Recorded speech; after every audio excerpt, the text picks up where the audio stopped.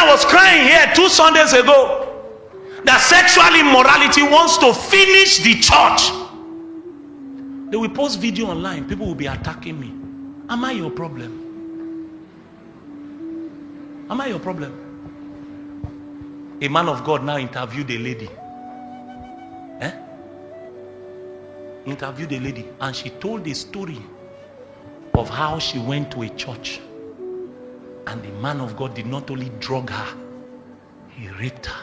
I mean, it's distressing.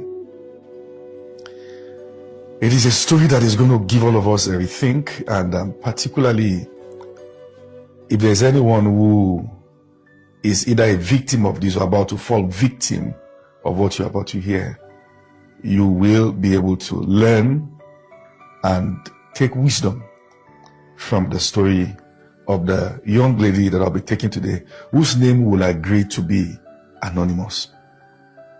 Location of this event, we'll also like to keep it discreet. At the end of the day, will we be doing something about this story? Yes, we will. God is a God of righteousness and justice.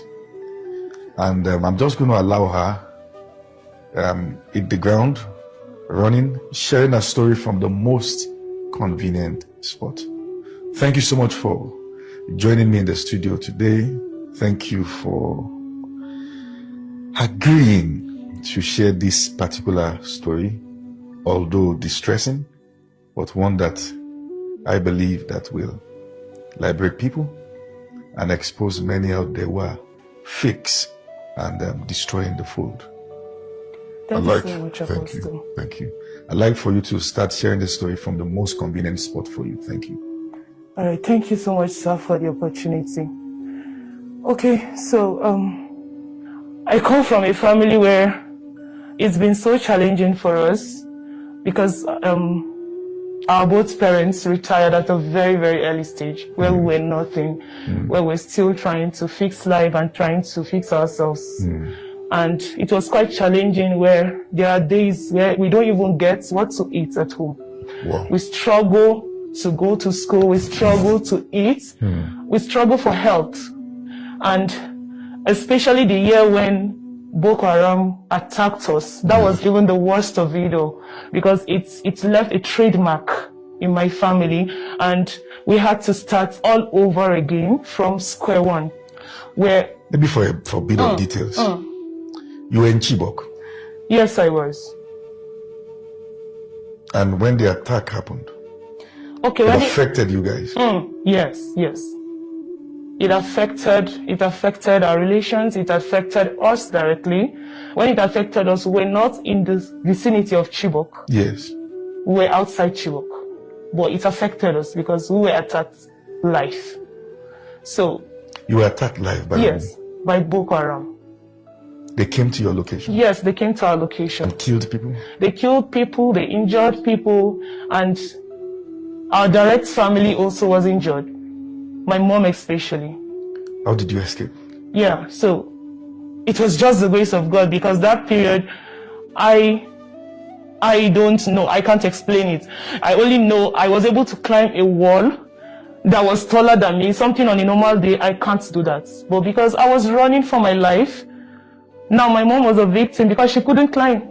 She's elderly. And I was able to She was shot? Yes, she's tall, but she's elderly. She's of age. Was she shot by them? Yes, no, she wasn't shot by them, but her both hands were affected. They mashed her and dislocated her elbow, shoulder joints. While people were trying to escape? While people were trying to escape. So it was a very, very tragic incident where all of us, it left a trademark for us. And you went to school under this condition? Yes, I went to school. My younger ones went to school. Schooling was... You don't have to mention the name of your school, but how was it like for you? Okay. Schooling was a very challenging one. At a point, I almost gave up. I almost gave up in the sense that sometimes what I get monthly to feed myself and to take care of myself wasn't enough for me. And I'm being pushed to go out of my way to do what I don't want to do just for money so I can get what to eat. No, for context. What are some of those things? Was it that you had to do some works in some factories or you had to? No, I didn't do work. I slept with men.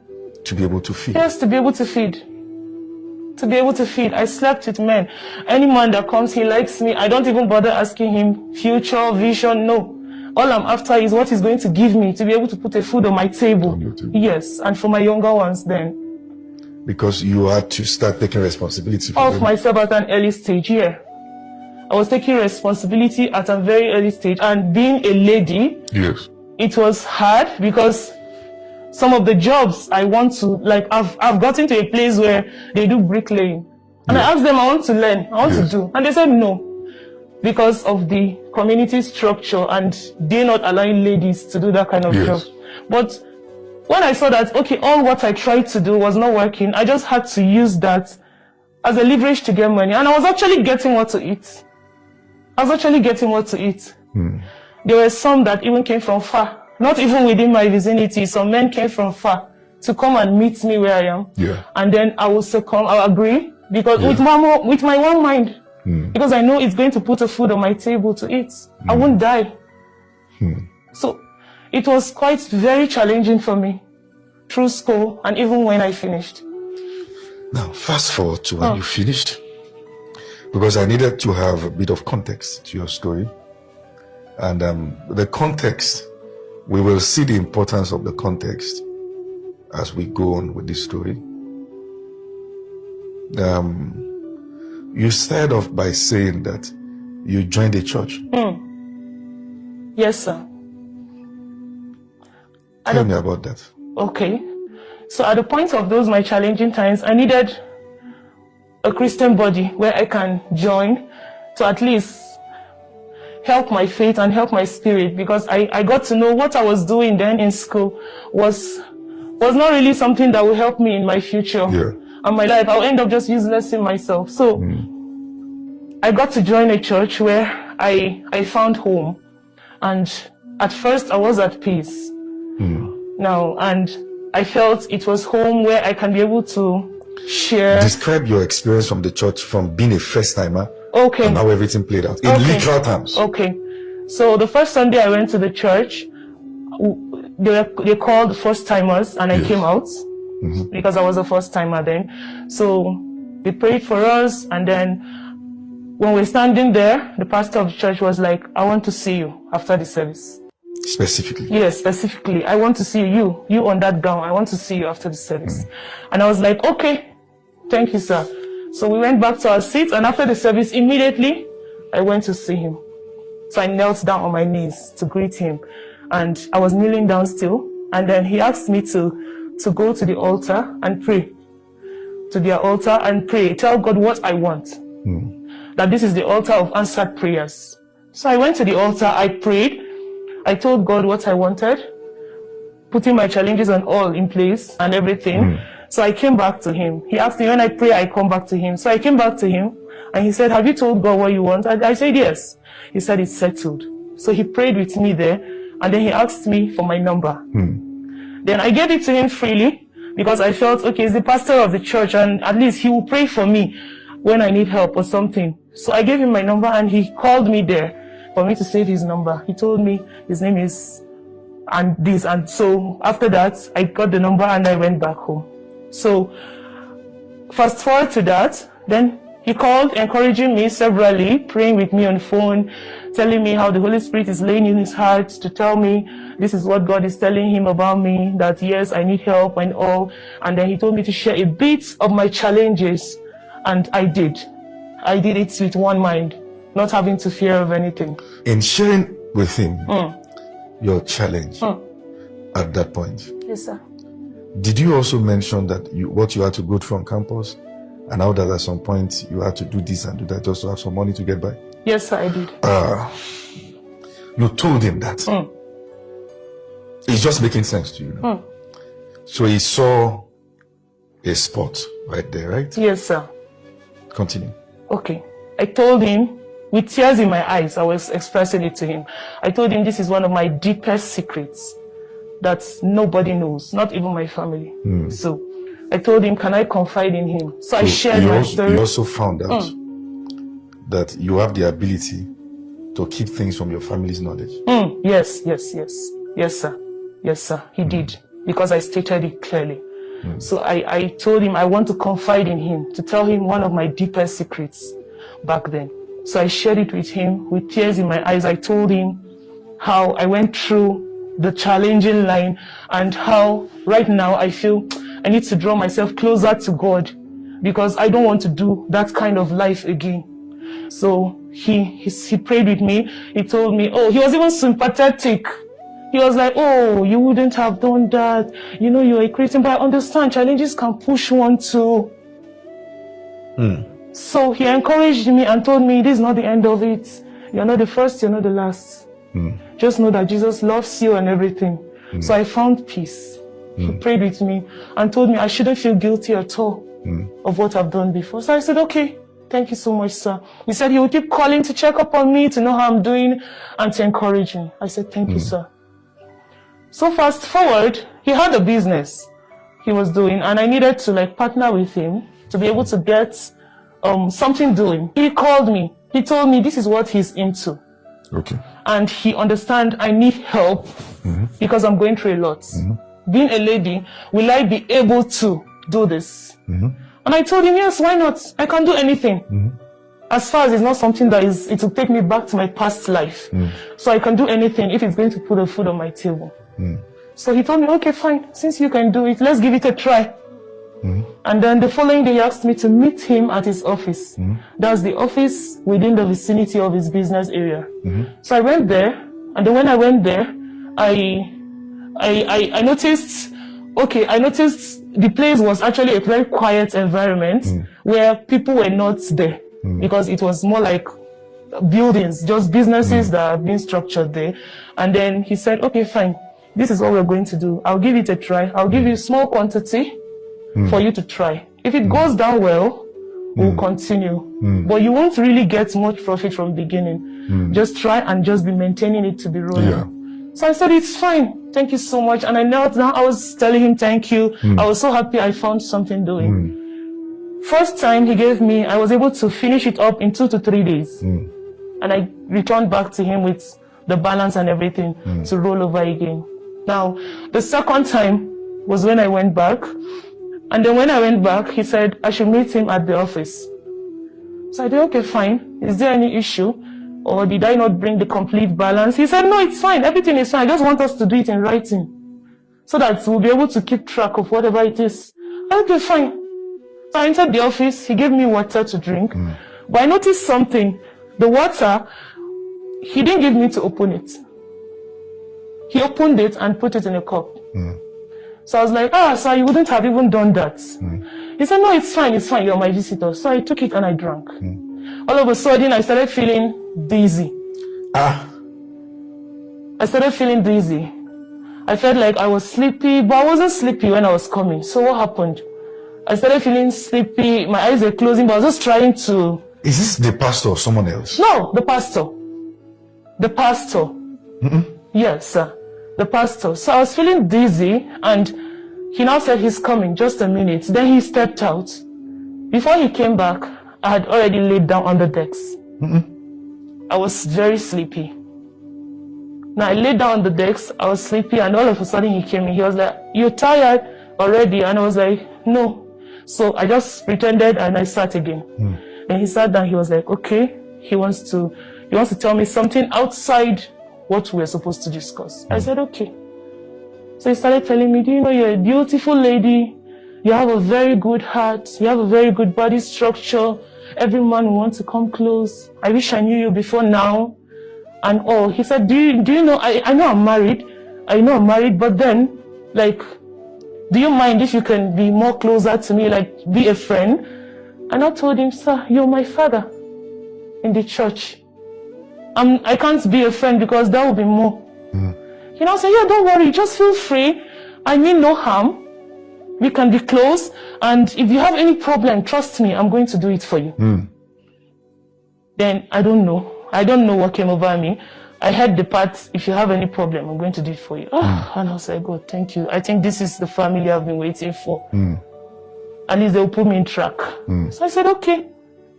Then he started expressing that, okay, I want you not just to be a friend. I want you to be more closer to me in the sense that can we have something mutual? And I was like, I'm so sorry, sir, but this part of it, it's bringing me back to my past. I'm already thinking of the past right now and I'm getting emotional. Please, I won't be able to do that. Yeah. I'm so sorry. Yeah. So I told him that and he was like, I should stop behaving like a child. I'm grown up. I'm supposed to understand what he means. And I said, no, please, can I leave the office right now? Maybe I can come back another time to get my balance. So he said, okay, it's fine. He started shouting, he started making scene. And then I stepped out. I reached home. I thought that was all. He started sending me messages, started sending me voice notes, started sending me pictures. Pictures of what? Yes, pictures of himself. How? Pictures of his private areas. Was he sending that? Yes, he was sending them. And the first time he sent, I thought it was a mistake, and I replied, sorry, Pastor, I think this is not for me. And he was like, no, this is for you. Then he called me on a voice note on WhatsApp. And he was like, yes, this is for you. I just want you to understand the feeling I have for you. And that's not the pastor. So that's a wolf in sheep's clothes. He kept sending messages, kept calling every day. He would call me like he has gotten married to me. He calls me in a day more than 3 times. When I pick, the first thing he draws my attention is, Jesus loves you. Let me pray with you. Yes. And immediately I hear that, I'll be like, oh, Jesus loves me. That's what he draws my attention with. Or he can call and say, let me pray with you today. I was led. And then at the end of the call, that's when he will now talk about love. Both of them in one call. Fast forward, he came back. He told me to come to the business area again. So I went because I needed to get more of what you were selling. Of what I was selling, so that I can go. So I went to the office. He wasn't there. He asked me to wait for him. I waited for him. He came. When he came, he entered the office, and then the same thing he did, but this time around he didn't put it in a cup. He just gave me the water bottle. But I noticed it was already open. The seal was opened already. You drank it again? I drank it. I was thirsty. You drank it again? I drank it. You drank it again? Yes. I was thirsty. I don't know what came over. I was so thirsty. I had to drink. Then, immediately he entered. Because the first time he tried to drug you, you didn't sleep off. That's why he had to now start a conversation. So now another attempt. Yes. So when he came back? So when he came back, I was dizzy. So he came to the table and sat. I was sitting on the chair. He sat on the table edge. Then he started touching me, making advances. And I was like, please leave it, sir. I am not interested in this. Let's just do business. I want to just put food on my table and just be fine. He started making advances on me. And then he told me, no matter how I shout, nobody is going to hear me. Because he has told all his workers not to come today. So I thought about it. No matter how you shout. Yes, nobody will come. Yes. Because he has told his workers not to come. Not to come that day. Yes. Meaning that what he's about to do, you will shout, but there will be no help. Yes, sir. Meaning that he's ready for force. Yes, sir. So, I was there. He was stronger than me. I was vulnerable. And at the end of the day, he succeeded in raping me. Also? Yes, I was, because I was dizzy. He succeeded in raping me. And he pulled off all his clothes. I didn't. How? When I came back to my consciousness, I noticed my clothes were still on me. But it was a gown. So, but he was stronger than me. He pressed. I couldn't even shout. I began to cry. And he was like, I should stop behaving like a baby. He's going to buy me this. He's going to do this. He's going to do that. Started making promises. At that time, I was crying and asking God why. Like, I was just crying. I was so emotional. But I noticed he wasn't bothered. It was something like it was normal to him. He just felt I was a child. And so when I was going back, he took me back because the place is far and... He took you back? Yes. It was late. He took me back to where I can You get... know why he wasn't remorseful? He's not even saved. He's not even born again. And the church has been opened to deceive people.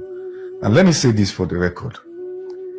If in case this particular man watch this video and you feel you can come after her to do anything to her, we have your name. We have the name of your church. We have your details.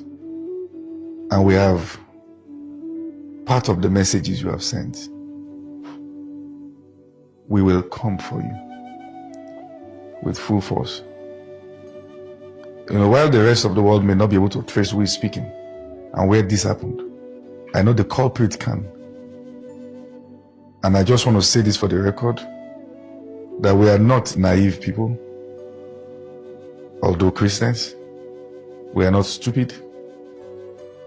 And we will do everything to track you if you think you can intimidate her. Sit down, brethren, sit down. He raped her. When I was shouting 2 weeks ago, they would say, his own is too much. He should name one person. You think I will talk? If you need me to name one person, then you don't know, you don't have discernment. Anybody who is walking with Jesus now, when they hear me speak, they know that I'm not the enemy of the church. When I'm talking, a burden is crying. They had to wrap that girl's face. One person on social media said, what this man has committed is a crime. The girl should name him. You don't know rape is a crime? You should name him. Joshua will tell you, we were in Abuja. My friend was telling me about details we heard. A pastor, a lady in his congregation. A lady in his congregation. Her marriage was having problem. And then they were no longer staying together. The husband now, because he has a child with the woman, was going there from time to time to help her do one or two things. One day, something told him, check your wife's phone. He opened it, see chat with pastor. One of the chat was, did you enjoy the sex yesterday with pastor? The boy almost lost his mind. Almost lost his mind. Yet the stars are glowing. Ooh. They are looking robust. But you see, what I came to tell you is that there's a harvest coming. And in that day, the God of the harvest, the tares will be the first to be removed from the field. And they will be gathered and what? And burnt. May the Lord give you understanding.